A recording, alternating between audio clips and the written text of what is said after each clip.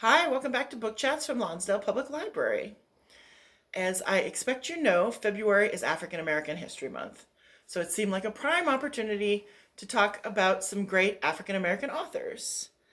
So I want to make the point that it's not about tokenism and it shouldn't be hard like homework and you have to eat your peas. Oh, I have to read an African American author. What we want to talk about is different genres. Whatever it is that you love that you're already reading, the chances are there's a great African American author in that category that maybe it just hasn't occurred to you to look at. So you make a little extra effort and you diversify your reading. It's fun, everybody wins. I'm going to start with poetry because it's very timely. If you have not yet had a chance to view Amanda Gorman reciting her inaugural poem, The Hill We Climb, I highly recommend it. I'm not a big poetry person, but it's, just a few minutes out of your life. It's a very powerful piece of work, full of hope, great young poet. And it reminds me of another magnificent poem by the great Maya Angelou called Still I Rise, which is an absolute classic. And again, I would encourage you to search online for video of her reading it. There's several options because poetry is so performative that it's really great to see the author read it, even better than reading it on the page. And then I'm going to talk about romance. Romance. There are no African American romance writers, are there? Au contraire. One recent book is called Get a Life, Chloe Brown by Talia Hibbert. And it's a romantic comedy about a computer geek who's determined to cut loose and the bad boy artist who helps her. And it was on multiple best romance lists of 2019. It's the first of a series. So if you're just looking for a light contemporary fun book, check that one out. And I can't talk about African American romance authors without talking about the great Beverly Jenkins, who's one of the grand dames of romance.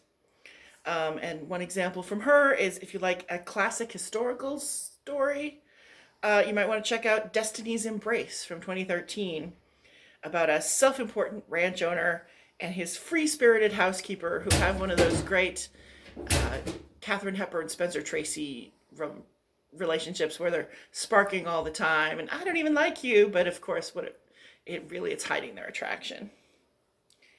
And then one of my favorite genres, science fiction fantasy, is another great area. And you may have heard the term Afrofuturism, which is very hip right now. And it's just sci-fi with an African bent. And one recent book that got a lot of attention and is a great story is Children of Blood and Bone by Tomi Adeyemi from 2018. It's an action-packed story. It's based on West African mythology.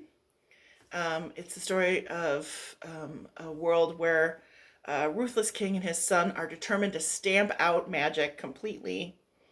But Zaylee, a young woman whose mother was killed because she had magic, teams up with a renegade princess to try to reclaim magic for everyone.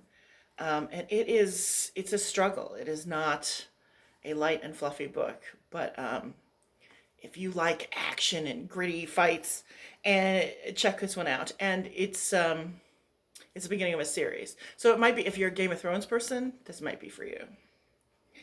And then again, talking about the classics, Octavia E. Butler was one of the great sci-fi writers of the second half of the 20th century. Sadly, she died far too young. But she's best known for her book Kindred from 1979, which tells the story of Dana, who's an African-American woman from the 1970s, who finds herself repeatedly pulled back in time to save the life of the son of a slave owner who was actually her direct ancestor. And it's considered a classic cross genres. It's taught in college courses. And it's a gritty book. It does not play around. It tells this true story of life under slavery, but it's a classic. And if you prefer more of, your typical sci-fi, check out her Genesis series, starting with Dawn. Or if you prefer mysteries and thrillers, another great genre, there's a lot of great psychological thrillers out there right now. Very hot category. And a great recent one is When No One Is Watching by Alyssa Cole. And it's one of those classic psychological thrillers where the characters don't know who to trust. You as a reader don't know who to trust. It's about Sydney, who's upset that her Brooklyn neighborhood is rapidly gentrifying. But when she starts to research local history, she ends up questioning whether her neighbors really have just moved to the suburbs or if there's something more sinister going on. Are you intrigued? And then in the classics, I gotta recommend Devil in a Blue Dress by Walter Mosley from 1990. It's the first of the Easy Rollins series. And if you like hard-boiled detectives, if you like film noir, this is the book for you.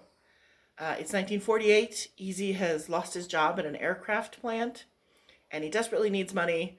So, against his better instincts, he agrees to find a woman as a favor for a friend of a friend, and gritty action ensues.